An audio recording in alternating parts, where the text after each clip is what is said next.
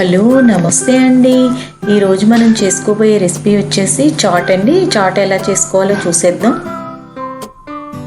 చూసారు కదా, ముందుగా ఫాన్ పెట్టుకున్నానండి. కొంచెం జీలకర్ర వేసాను. జీలకర్ర వేసుకున్న తర్వాత నెక్స్ట్ వచ్చేసి ఉల్లిపాయ పచ్చిమిర్చి కొంచెం సన్నగా తరుపుకున్న తర్వాత కొంచెం ఉల్లిపాయ ముక్కలు పచ్చిమిర్చి ముక్కలు నేను వేసుకున్నాను. ఇది కొంచెం ఇలాగే వేపుకోవాలండి. చాట్ అంటే మనం ఆయిల్ అవసరం లేదు, అందుకుని ఇలాగే మనం కొంచెం ఫ్రై అయ్యేటట్టు కొద్దిగా ఫ్రై చేసుకోవాలి దీన్ని.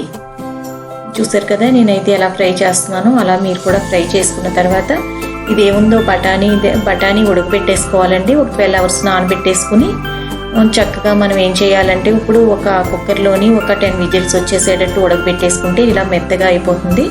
చూసారు కదా, ఇలా మెత్తగా ఉండాలి, కొంచెం పలుసుగానే ఉండాలి. ఎందుకంటే ఉడికి చాట్ కొంచెం మనకి ఇది అయ్యేసరికి అన్నీ వేసేసరికి చక్కగా తయారవుతుంది కాబట్టి కొంచెం అది ఏదైతే ఉందో ఆ మిశ్రమం అది కొంచెం లూజ్గానే ఉండాలి ఉడకబెట్టుకున్నది. చూసారు కదా, నెక్స్ట్ వచ్చేసిన తర్వాత సాల్ట్ యాడ్ చేశానండి. నెక్స్ట్ కొంచెం కారం కొంచెం గరం మసాలా యాడ్ చేశానండి. ఇవన్నీ వేసుకున్న తర్వాత చక్కగా అన్నీ కలిపేసుకోవాలండి. చూసారు కదా, ఇలా కలిపేసుకోవాలి. కలిపేసుకున్నాను. ఇలా చేసుకుంటే చక్కగా బండి మీద అయితే మనం ఎలా తింటామో చాట్ అలాగే టేస్టీ ఉంటుందండి. చాలా టేస్టీగా ఉంటుంది.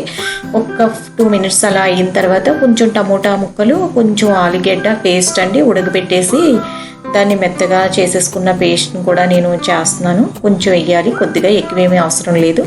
చూసారు కదా, మనం చేసుకునే దాని క్వాంటిటీ బట్టి చూసుకోండి. నేను అంతే కొంచెం తీసుకున్నాను కాబట్టి అన్నీ కొంచెం కొంచెం యాడ్ చేశాను. మీరు తీసుకునే దాన్ని బట్టి మీరు యాడ్ చేసుకోండి.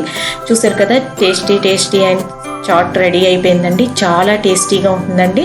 ఇది మనం పానీపూరీస్ చేసుకుని అందులో కూడా ఇదే చాట్ పెడతారు కాబట్టి ఇలాగే చేసుకుని మనం పానీపూరీలో కూడా దీన్ని యూజ్ చేసుకోవచ్చు. చూసారు కదా, చాలా బండి మీద అయితే ఎలా ఉంటుందో అలాంటి చాట్ మనకి రెడీ అయిపోయిందండి. చాలా టేస్టీగా ఉంటుంది ఇది. చూసారు కదా, మనకు చాలా సింపుల్గా అయిపోతుంది. ఒక 10 minutesలో అయిపోతుంది. మనకి చాలా టేస్ట్ అయితే బండి మీద లాగే సేమ్ టేస్ట్ వస్తుందండి. మీరు కొంచెం ఒక 10 minutes కష్టపడ్డారంటే మీకు చాలా నోరూరించే చాట్ రెడీ అయిపోయింది.